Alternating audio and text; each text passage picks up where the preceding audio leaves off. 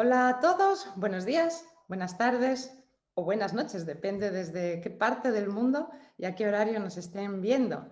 Querido público, hoy tenemos a Ramiro Calle, uno de mis ídolos y Gracias, soy muchas fan gracias. número uno de este maravilloso ser humano, alma iluminada que ha venido a iluminarnos a todos a través de sus escritos.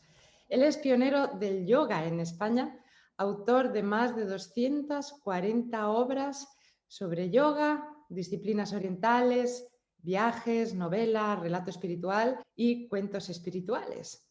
Es el director del Centro de Yoga Sadak desde hace 50 años y el mayor recopilador de cuentos espirituales.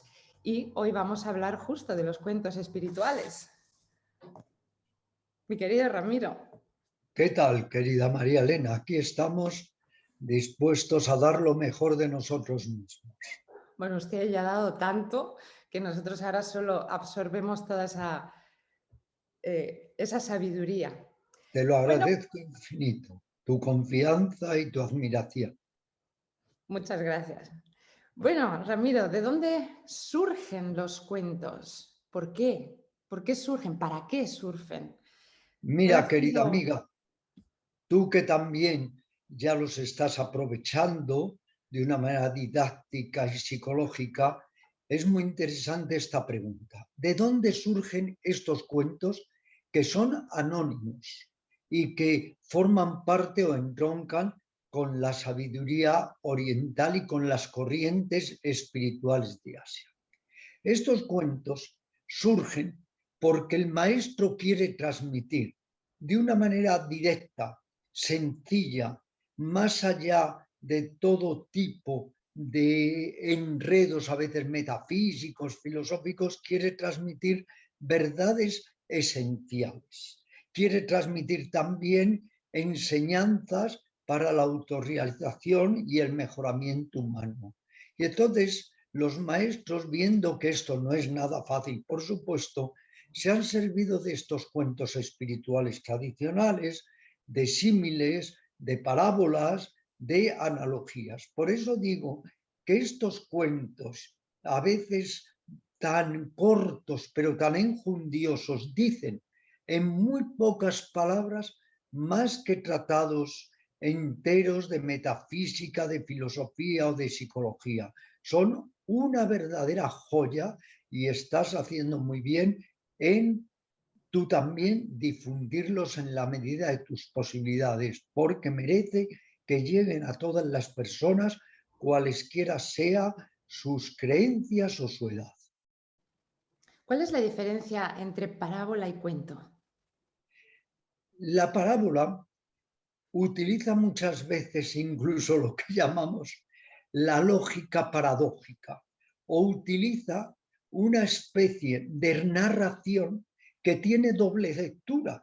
Por un lado es la lectura literal y por otro lado es la lectura profunda, como sucede, por poner un ejemplo, con la parábola de los talentos, con la parábola de las casas que utilizan Buda y Jesús, y casa se refiere a la mente, con la parábola que aparece tanto en el budismo como en el cristianismo del hijo pródigo.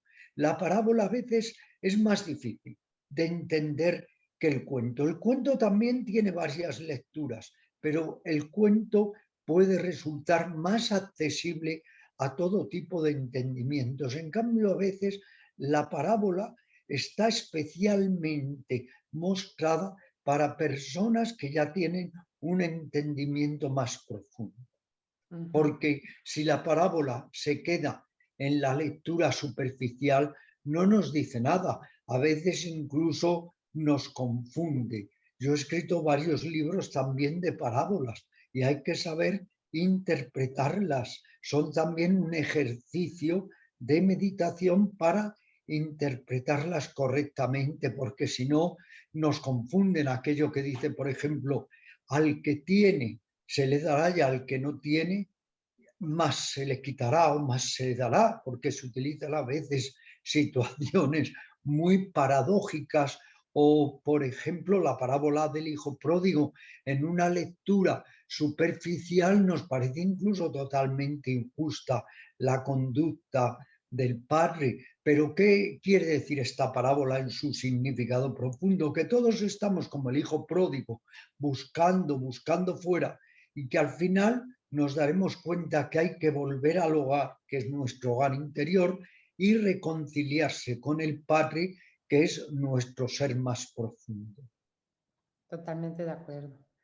¿Y cuál ha sido su labor desde hace 30 años o más para recoger cuentos? Por todo el mundo usted ha viajado, Por ¿verdad? todo el mundo. He tenido la fortuna de haber viajado a Asia más de 120 veces, y entre ellas 99 a la India y también numerosas veces a Nepal, a Sri Lanka. Y he sido durante muchos años lo que se llamaba en los medios de difusión un buscador de hombres santos y mujeres, por supuesto, y he tratado de pedir enseñanzas y he preguntado miles de veces qué es la sabiduría. Entonces muchas veces me han referido o me han enviado a estos cuentos tradicionales que nos ayudan a madurar también espiritualmente. Son cuentos a veces muy divertidos, tú lo sabes, jocosos, con mucho ingenio, que tienen también a veces diferentes lecturas. No es lo mismo que lea uno de estos cuentos una mente madura espiritualmente que una mente inmadura. Y luego todos tienen un poder, y es que disparan la intuición, disparan el entendimiento correcto. Por eso también se pueden convertir en un método exquisito, fabuloso, de meditación, de autoprogreso, de desarrollo. Sí, de hecho, los cuentos para meditar son maravillosos. Uno, como además son cortitos, uno puede leerlos y hacer una meditación sobre eso, que le puede servir luego como pequeñas perlas en la vida y recordar, ¿no? Sí, nos sirven, tú lo dices, de recordatorio. Además, son asequibles para todas las personas, cualquiera sea su edad. Por ejemplo, hay muchísimas mamás que leen estos cuentos a sus hijos. Esto es fantástico. Durante años, en algunos programas de radio se han utilizado por los locutores estos cuentos para trasladárselos a la audiencia.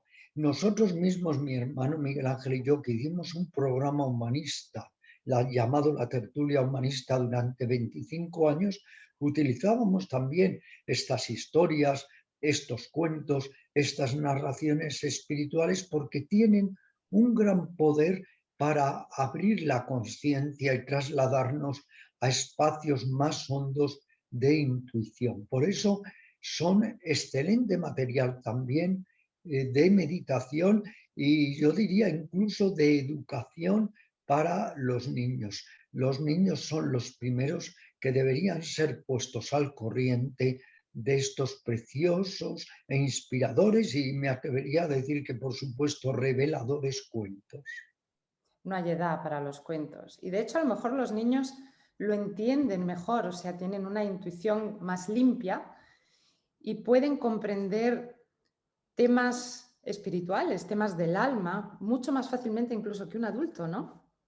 Sí, como además son cuentos generalmente muy amenos, incluso divertidos, el niño conecta muy bien con ellos, porque el niño no mete tanto el análisis racional, la mente que mide, la mente que compara, está en este sentido más limpio para absorber el cuento. Y entonces el cuento hace una especie, voy a decirlo así, de intencionado revulsivo interior.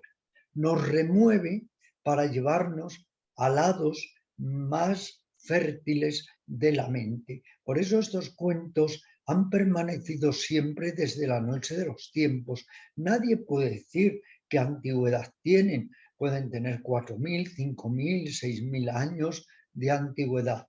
Han estado especialmente moviéndose en la corriente del yoga y en la corriente del sufismo, también en el hinduismo, en el budismo y en otras tradiciones espirituales de Asia y también de Occidente, porque por eso yo tengo publicado un libro muy grueso recogiendo cientos de estos cuentos en la editorial Kailas, que se llama Los mejores cuentos de Oriente y Occidente, porque algunos de estos cuentos también desde hace siglos se han venido relatando, contando en Occidente.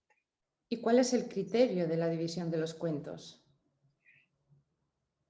Los cuentos nacen seguramente de mentes realizadas o de mentes muy avanzadas o de mentes de maestros que se esfuerzan por ofrecerle al discípulo un material que pueda realmente entender por un lado y servirle espiritualmente por otro, porque estos cuentos aclaran muchas cuestiones, como tú sabes, pero además son transformativos. Y tú ya lo apuntabas, es que en cualquier momento uno puede traer a la mente uno de estos cuentos y nos ayudan en infinidad de situaciones, porque son cuentos también para la vida cotidiana. No son cuentos que se pierdan en acrobacias metafísicas o filosóficas, no. Son cuentos casi domésticos, funcionales, que nos sirven para cualquier instante de nuestra vida. El público esto lo capta, el lector, de tal manera que uno de mis libros, que se llama 101 cuentos clásicos de la India, con la editorial Edad, lleva más de 45 ediciones. Eso quiere decir hasta qué punto el cuento ayuda, es de fácil lectura, es de fácil entendimiento. Yo creo que, vamos, es que se deberían dar en las escuelas. Totalmente de acuerdo. Igual que se estudia literatura, matemáticas. Bueno, antes los grandes maestros tenían sus escuelas de sabiduría y hacían, o sea, se congregaban todos y contaban cuentos, parábolas y aprendían de eso, ¿no? En todas las escuelas, por ejemplo, de sanación, digamos, por ejemplo, Reiki, Usui tenía también sus cuentos y escribía Sí, cuentos para enseñar a las personas. Y cada cuento tiene su estilo. ¿Cómo se trabaja el lenguaje de los cuentos o cómo se lee un cuento?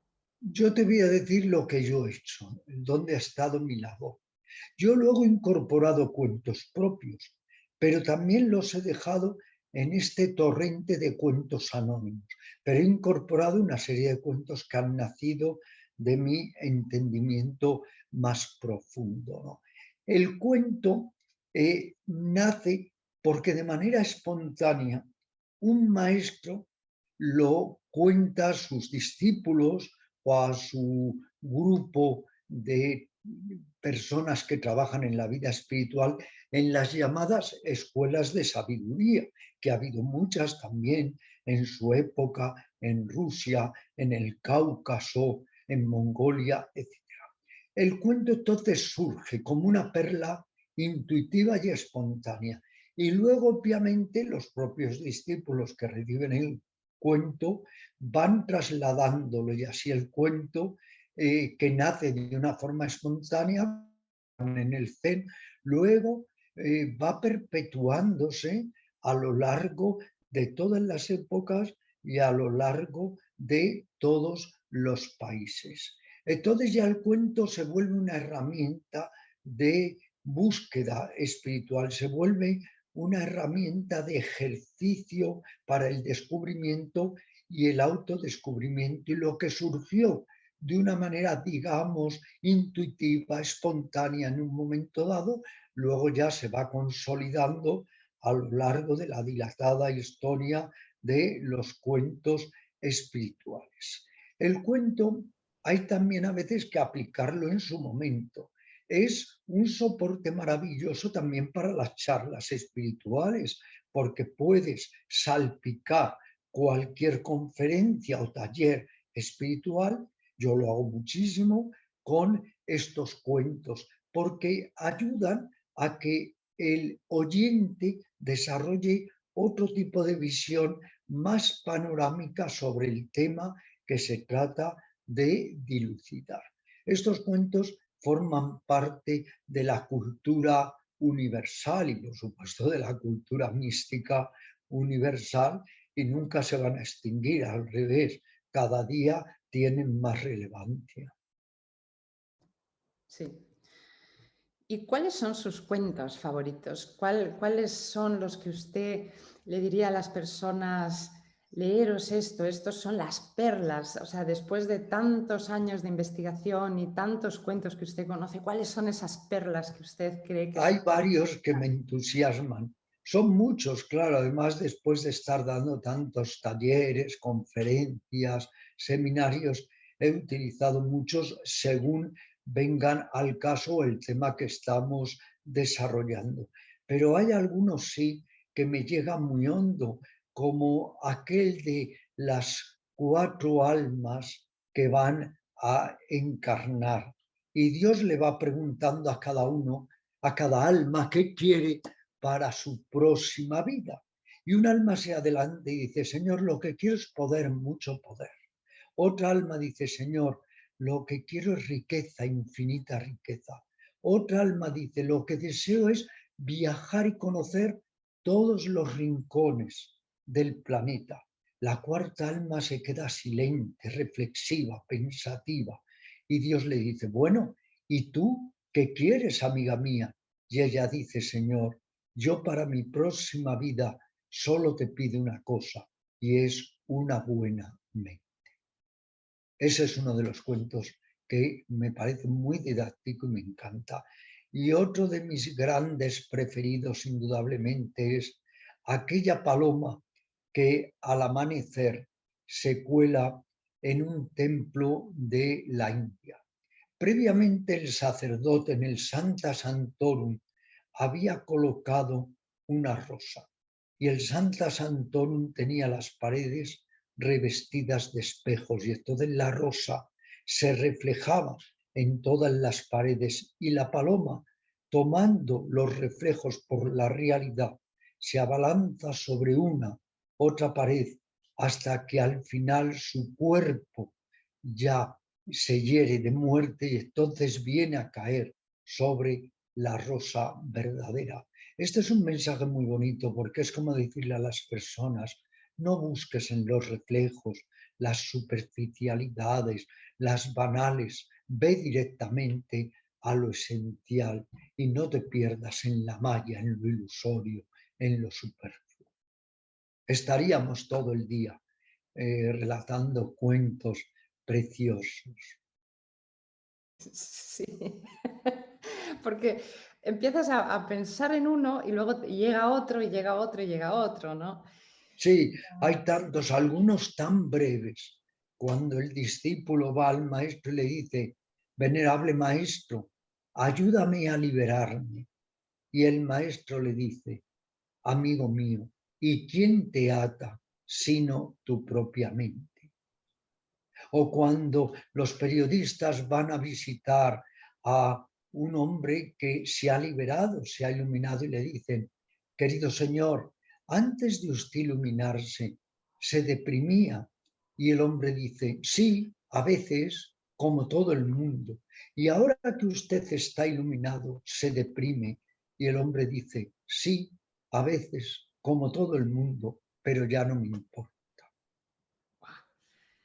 Son maravillosos. Los cuentos alinean al alma, o sea, pasan directamente sobre la mente o a través de la mente y te alinean al alma sin Sí, saberlo. no son para ser reflexionados solamente, son para ser sentidos, para ser vividos, para que en nosotros vayan despertando otro tipo de inquietudes, de sensibilidades. Por eso insisto que sería muy bonito que estos cuentos se lleven siempre a los niños, porque eso les ayudaría a encontrar nuevas vías en la maduración y en el camino del autodesarrollo. ¿Ha habido algún momento en el que nos hemos desconectado de contar cuentos? Porque, bueno, usted que ha viajado tanto y conoce tantas culturas en cada país, en cada cultura, Oriente, África, los indígenas en Sudamérica y aquí en Europa, seguramente en los cuentos hay arquetipos distintos, a lo mejor todos se remiten al mismo origen, pero ¿qué cambia? Nosotros en Europa, ¿qué tenemos? ¿Qué nos lleva a tener esa espiritualidad? Porque también supongo que cambia de cada continente también las tradiciones y la cultura religiosa, ¿no? La grandeza, María Elena, de los cuentos es que calan en personas de los más diferentes cultos, creencias, en personas teístas o ateas, en personas religiosas o que no lo son.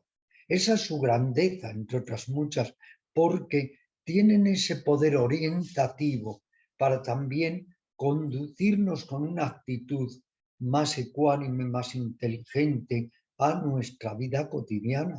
Hay cuentos que son extraordinariamente prácticos, que nos enseñan el saber de cada día.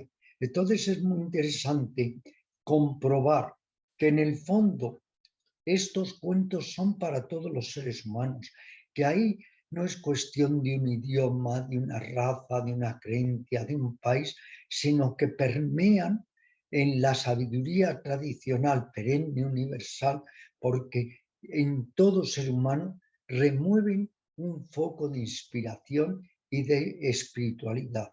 Y luego, por otro lado, ya saliéndonos un poco de la tradición de lo que llamaríamos el cuento espiritual, siempre ha estado el cuento como una narración breve y esos contadores de Oriente, sobre todo en determinados lugares de Asia, que eran expertos en contar cuentos, pero en las calles públicas, y la gente se paraba a escucharlos, y todavía en Oriente sigue habiendo contadores de cuentos y ojalá que no falten nunca. Ojalá que no falten nunca. Y de hecho, la siguiente pregunta un poco va de eso. Hoy en día la vida ha cambiado un montón. En los últimos 100 años, en un siglo, la vida ha cambiado radicalmente. De hecho, ni el cuerpo humano está preparado para tanto cambio, incluso a nivel ya de la alimentación. Y sobre todo para los cuentos. ¿Cómo han cambiado los jóvenes de hoy, las personas de hoy, con tanta tecnología, con tanto estrés, con una vida tan mecánica, con una vida que todo es deprisa, de una desconexión? ¿Sería bueno escribir nuevos cuentos para traducir esta espiritualidad o para traducir eh, cómo hoy en día se entiende la vida, cómo vivimos esta vida rápida, desconectada de la esencia humana? Hay cuentos que ya son muy avanzados para futuras épocas, cuentos que se escribieron en el siglo V o XVI y que ya indudablemente servían para la persona del siglo XXI. Creo que eso también es otra de las enormes importancias de los cuentos, que es que son capaces de ellos mismos mantener su enjundia, su esencia, su quinta esencia, diría, en todas las épocas y en todas las latitudes, porque estos cuentos, como están libres de artificio, esto es muy importante señalarlos, al no tener artificios, al ser tan espontáneos, al ser tan naturales, pues es que lo mismo nos servirían para el siglo XII que para el siglo XXV.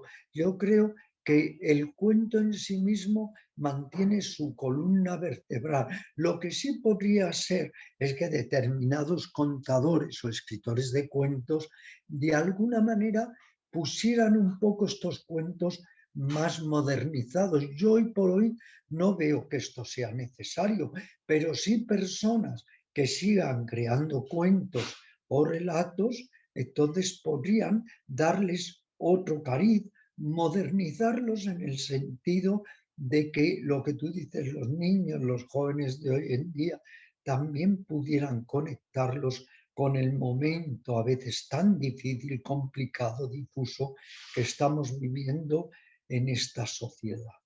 Sí. Y las canciones son pequeños relatos. El mundo de la música también en los últimos 50 años, 60 años, han cambiado un montón los temas de las canciones, la poesía que hay en las canciones. Hoy en día, en un año a lo mejor cambia de género fácilmente un grupo, la música que se oye, ¿no? Y cada vez es más superficial, por así decirlo. Y los cuentos son relatos, pero las canciones también. Sería una manera de llegar a los jóvenes. ¿Cómo se llega a los jóvenes? ¿Cómo uno entra en cuentos espirituales en la vida de un joven que su vida está completamente en otro lugar, en otro enfoque? Es que indudablemente es como en todo. Hay niveles, hay estadios, hay planos y hay también más o menos calidad.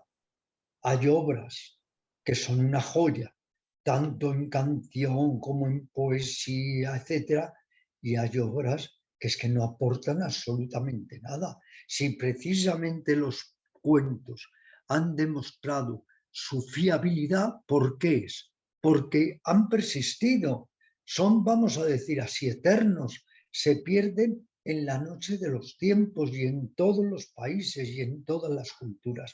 Y aquí podríamos decir que hay dos tipos de cuentos, no cabe duda, los cuentos espirituales y los cuentos que no lo son. Yo mismo tengo escritos dos libros de relatos de la India que no son espirituales, que son estampas muy variadas de la India, desde la Devadasio, prostituta sagrada, el incinerador de cadáveres, el limpiador de oídos, etc. Pero ahí no hay nada de espiritual, no hay nada de mística, pero es literatura. En cambio, luego lo que define al cuento, vamos a llamarle espiritual o místico, como queramos decir, es que muestra o abre una vía hacia la autorrealización y hacia una comprensión más profunda de uno mismo, de los demás y del cosmos. Por eso, lo mismo yo diría puede suceder en todo tipo de arte. Hay un arte que te puede transmitir indudablemente una esencia y hay un arte banal, superficial, que solo es para el mercantilismo y el mercadeo. Por otro lado, lo mismo pasa con lo que llamaríamos la narrativa. Yo toda la vida, María Elena, me he mantenido en la narrativa espiritual. La narrativa espiritual en que tenemos vivísimos ejemplos maravillosos como el Siddhartha de Hermann Hesse, los ojos del hermano eterno de Stefan Zweig, etc.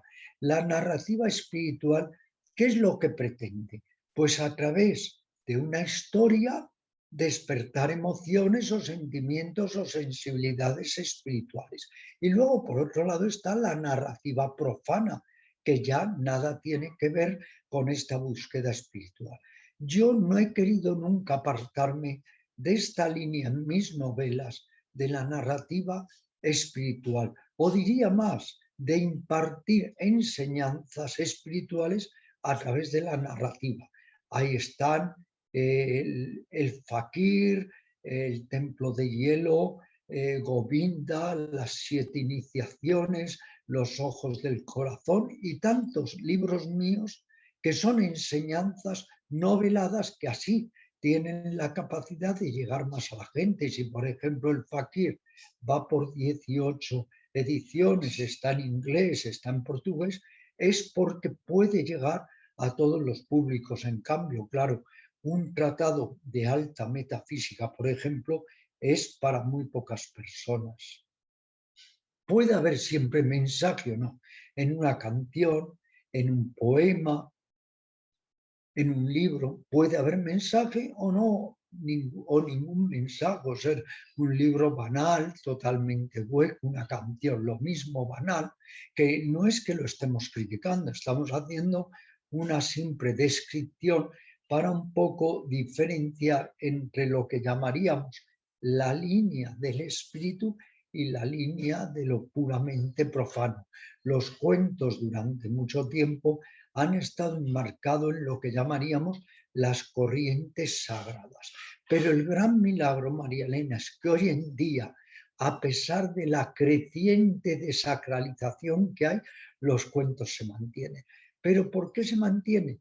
Porque son afortunadamente adogmáticos, porque son suprarreligiosos, porque están más allá de cualquier fe que los limite.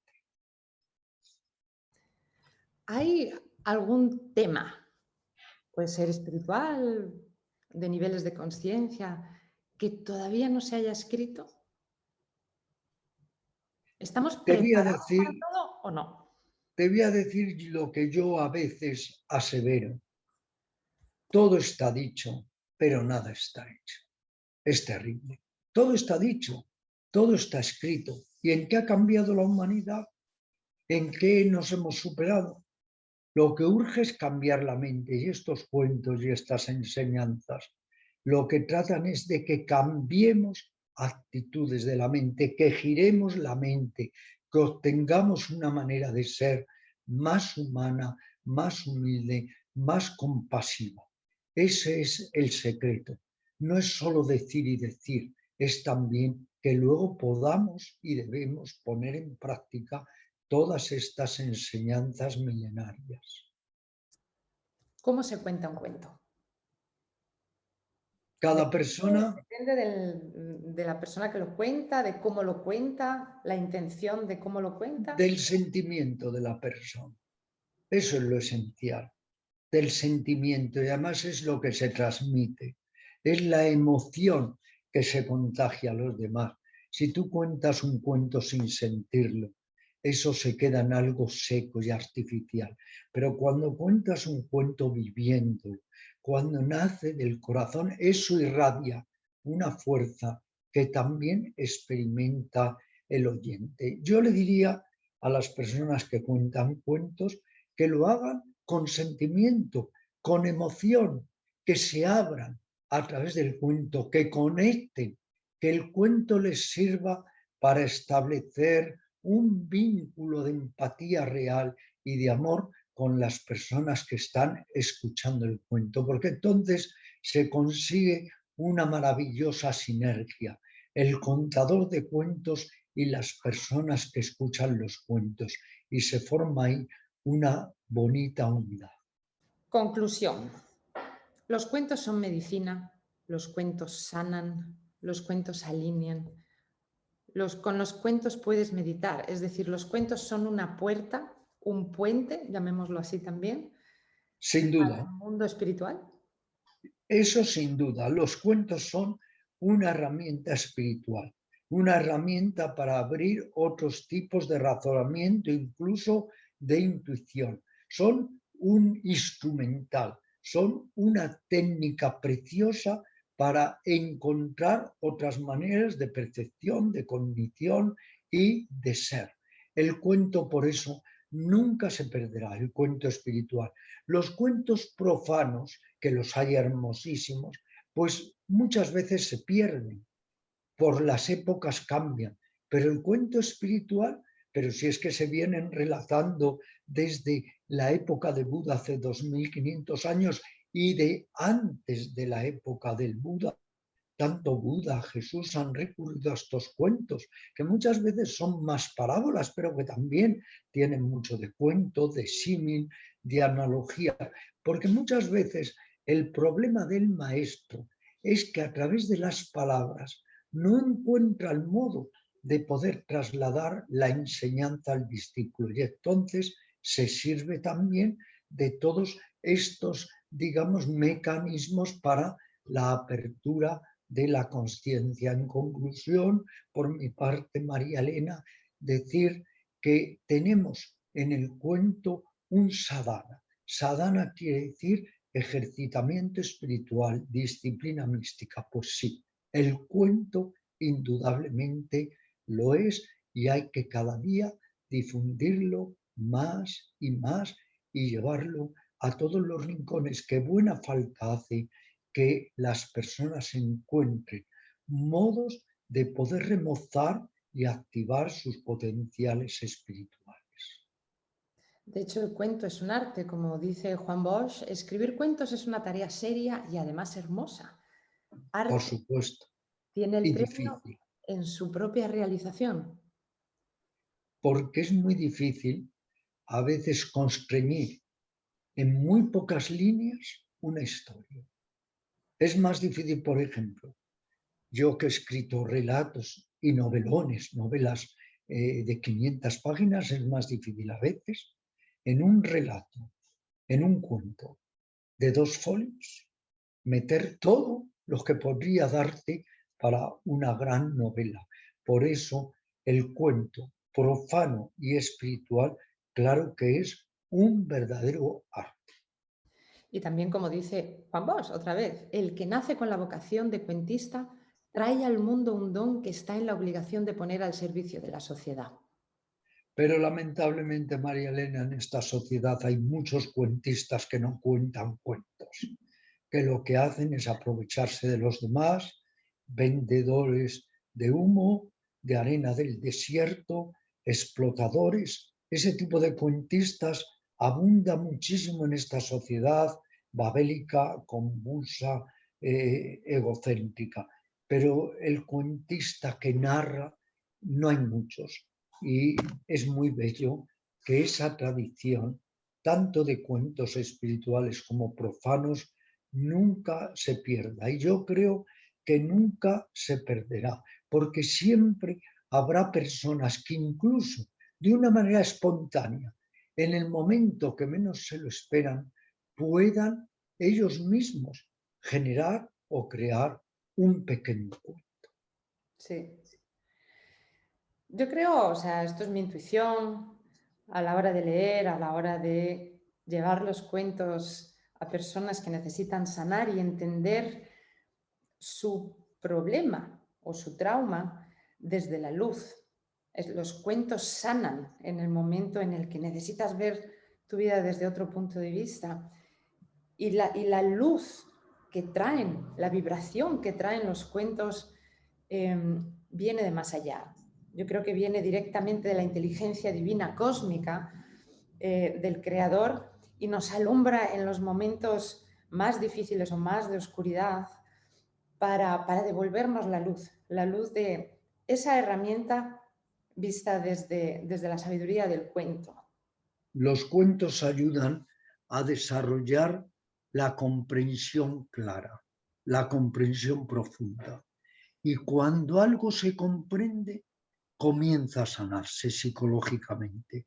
Cuando entendemos los recovecos, los pliegues de nuestra alma, algo empieza a madurar y se va completando nuestro precioso proceso de autorrealización y de sana individuación. Por eso los cuentos, como abren esa comprensión, ese entendimiento, es indudable que son altamente transformativos, que es un milagro que a veces en 3 líneas, que es lo que ocupa un cuento, uno pueda tener ese destello de percepción que no habías logrado leyendo tratados enteros de metafísica o de religión. Bueno, porque además usted es psicoanalista. Bueno, me O sea, psicoanalicé usted sabe durante lo que está mucho. diciendo. Me psicoanalicé durante muchísimos años con uno de los mejores psicoanalistas españoles, el doctor Lorenzo Frutos Carabias. Durante un tiempo fui paciente y luego de ahí pasé a el entrenamiento psicoanalítico y a dominar las diferentes técnicas psicoanalíticas y psicoterapéuticas. Luego también estuve con la doctora Herreros formándome, así que sí, tengo, digamos, una formación por un lado muy oriental, muy yógica y por otro lado muy occidental. Por eso muchas de mis clases son una fusión de psicologías de Oriente y psicologías de Occidente. Estupendo. Bueno, en poco tiempo y suficiente tiempo, hemos podido entender la razón por la cual los cuentos son importantísimos en nuestra vida para progresar como seres humanos, para tramandar, ¿sí?, toda esta sabiduría de padres a hijos, a abuelos, a nietos, pero sobre todo para seguir nuestro camino con luz a través de estos cuentos. Sabemos que sanan, sabemos que nos abren dimensiones espirituales dependiendo del nivel de conciencia que tenga cada uno, pero siempre nos van a llevar al origen, otra vez, de la luz, al origen del entendimiento. Y son como pequeñas golosinas que podemos tomar cada día, escucharnos un cuento, contar un cuento, regalar cuentos, igual que muchas personas rezan todas las mañanas o hacen sus prácticas de yoga o las prácticas de respiración. Contar cuentos, leerse un cuento o también antes de irse a dormir para recapacitar serían fundamentales en nuestra vida, ¿verdad? Desde luego. Así que Nos hagámoslo así y demos la bienvenida a todos estos cuentos tradicionales que en cualquier momento nos pueden servir de apoyo, nos pueden dar un toque de luz y nos pueden confortar. Es que los hay además de todas las clases y de todos los temas más variados. Por eso nunca dejo de compilar cuentos. Llevo compilados más de 500 y seguiré porque siempre podemos volver a escarbar en la sabiduría oriental e ir extrayendo estas, como tú decías, preciosas gemas, diamantes, perlas, como queramos decir. Y tiene en mente escribir más y viajar por el mundo, a lo mejor cuentos chamánicos. Los chamanes tienen unos cuentos bien interesantes también, ¿no? Por supuesto, por supuesto. Hasta ahora yo he escrito cuentos de la India, del Tíbet, del lejano Oriente, de los Himalayas, pero María Elena, que quede claro que no hay fronteras para los cuentos. Nace un cuento a lo mejor en una localidad remota del Himalaya y con el paso o transcurso del tiempo este cuento aparece en las más diversas tradiciones. Hay cuentos que se generaron en Asia hace miles de años y también han formado luego parte de los cuentos ya profanos, no espirituales, de España o de Occidente. No hay frontera para el cuento, porque el cuento, al ser una herramienta supraintelectual, va más allá de las diferencias. Y un consejo para nuestros oyentes de las distintas edades y culturas.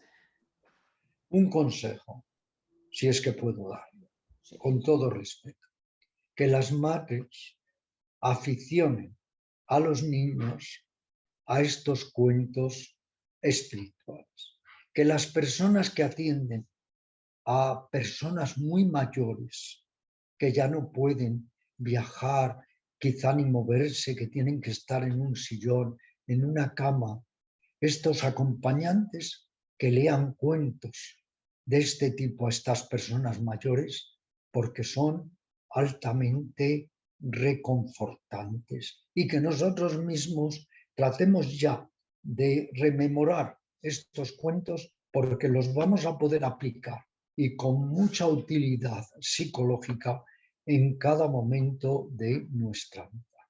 Pues muchísimas gracias, Ramiro. Creo que tenemos muchísima información para digerir, para meditar y sobre todo todos a la librería a comprar los libros de Ramiro porque son grandísimas perlas y son libros que hay que tener en casa, en nuestras bibliotecas, porque no hay edad para leerlos, no hay tiempos para leerlos distintos, sino que son esos libros que uno coge y abre. ¿Y cuál es el mensaje para mí hoy? Coges el libro, abres, ¡pum! Y de manera mágica llega el mensaje. Pues muchísimas gracias por todo. Mis Muchísimas mejores gracias, Ramiro. sentimientos para todas las personas que nos vayan a ver y a escuchar y para ti un cálido abrazo. Y muchísimas gracias, y ya saben todos, a escuchar cuentos, a leer cuentos, a regalar cuentos y a meditar cuentos. Muchas gracias. Muchas gracias, muchas gracias.